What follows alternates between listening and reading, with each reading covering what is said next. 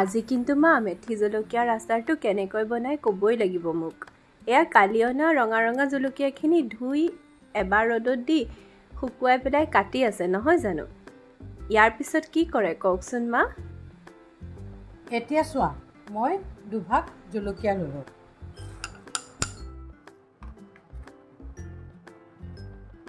তাৰপিছত এভাগ বগা ভিনেগাৰ ল'লোঁ।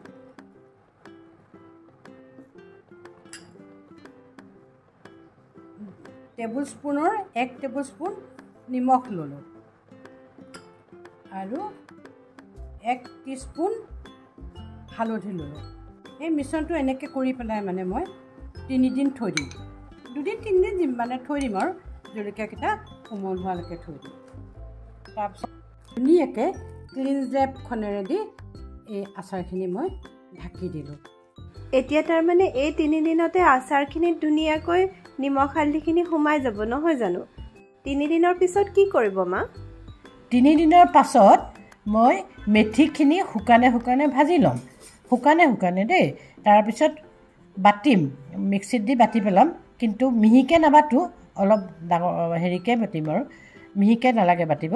তাৰপিছত জলকীয়াৰ লগত মিলাই দিম আৰু ইয়াৰ পিছত তেলখিনি গৰম কৰিম।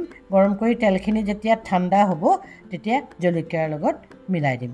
কিন্তু আৰু এটা টিপছ এটা আছে যে জলকীয়াখিনি যদি বেছি জ্বলা হয় তেতিয়াহ'লে তাত নিমখৰ পৰিমাণো বেছি লাগিব আৰু ভিনেগাৰৰ পৰিমাণো বেছি লাগিব।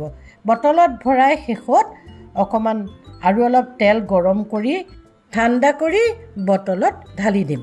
আচাৰটো কিন্তু তুমি লগে লগে খাব নোৱাৰা, অকণমান 3 মাহমান থ'ব লাগিব, নহ'লে মেথিৰ সেই তিতা ভাৱটো আহি যাব, তেতিয়া খাবলৈ ভাল নাপাবা।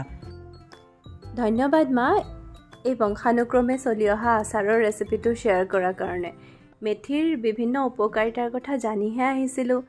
এতিয়া ডায়েবেটিছ, বিষ সকলো মানুহে এইটো আচাৰ খাব পাৰিব। Thank you so' much.